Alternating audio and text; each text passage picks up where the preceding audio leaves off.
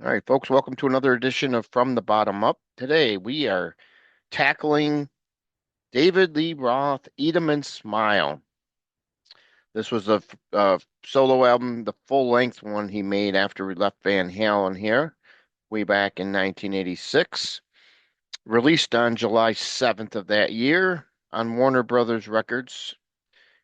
Peaked at number 4, went platinum. Produced by none other than the Van Halen madman himself, Ted Templeman. Very short album, clocking in at only 31 minutes and 4 seconds. And it does feature 10 tracks. Just shows you how short these tracks are here, but that's kind of what makes it an enjoyable album. You can just play these songs, they flow nicely from beginning to end, and no real long songs to speak of to kind of, slow down the onslaught. So, we are going to start ranking them. We're in here at number 10. I've got none other than I'm Easy. And decent song, don't get me wrong.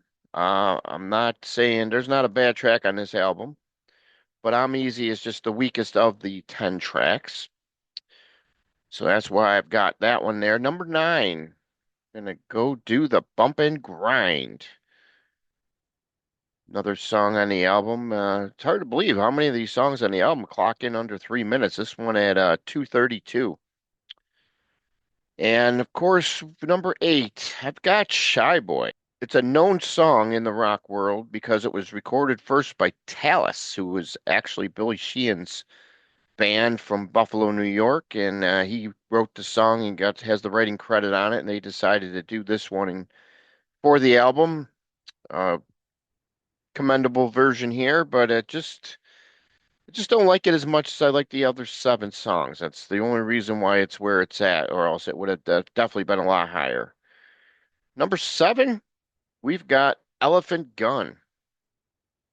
Interesting track. Another one. It's only 2 minutes and 26 seconds. It's just crazy how short some of these songs are. Bringing us down to number 6, I've got Big Trouble. Definitely one of the standout tracks. Love the lyrics. It's unique. It's got a lot of tempo change and definitely a very good song. I really enjoy this one. And this is going to take us down to number 5. And that's, of course, the old classic That's Life, who was made famous by Frank Sinatra. I think David Lee Roth did a stellar job on this one. And it was released as a single and peaked only at number 85, but I thought he definitely did a great job on this song. And I definitely enjoy this song for sure. Number 4.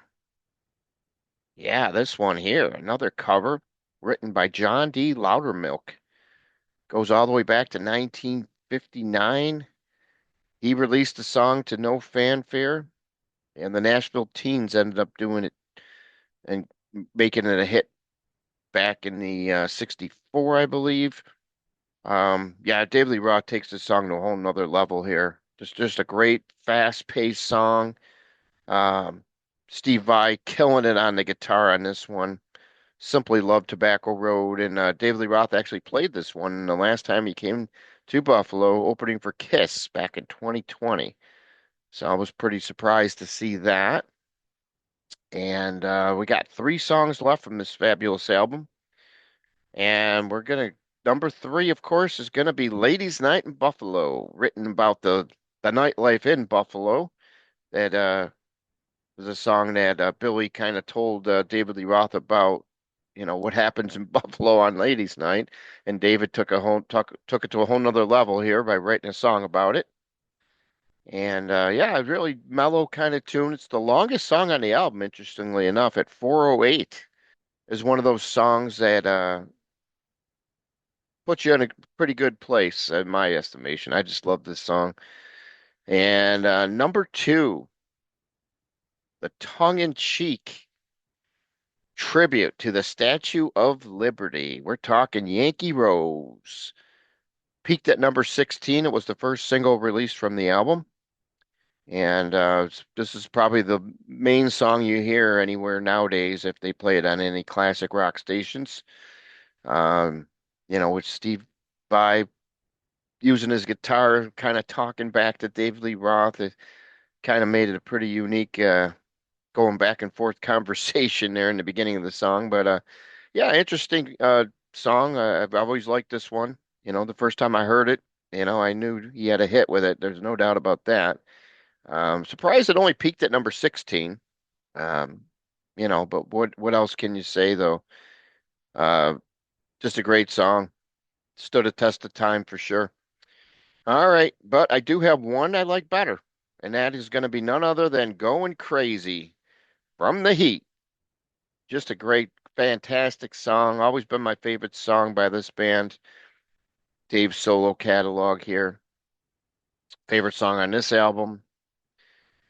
Peaked at number 66. It was the second single released. Sadly, that's probably another reason why the album only went platinum because it only had the one hit and it just wasn't a big enough hit. Usually you get a top 10 hit back in the 80s, or get a couple top 25 hits. You're going to automatically go pretty much double platinum at least. I mean, this album may have sold more copies. I don't know. Probably hasn't been certified since, 1986 when it came out, but just a great overall album. I really enjoy this one. It's definitely one of those fun albums you can listen to all the way through without really having to worry about skipping any tracks. Something that the 90s was doomed with too many songs on an album. They overflowed it, they overkilled it instead of just fine tuning it and narrowing it down to the good songs. But in the 80s, it was fun because you had all good songs usually. All right, so let's run it down real quick for you. Number 10, I'm Easy. Number 9, Bump and Grind. Number 8, Shy Boy. Number 7, Elephant Gun. Number 6, Big Trouble. 5, I've got That's Life. 4, Tobacco Road. 3, Ladies Night in Buffalo. 2, we've got Yankee Rose. 1, we've got Going Crazy. And that concludes this episode. We'll see you on the flip side for another episode shortly.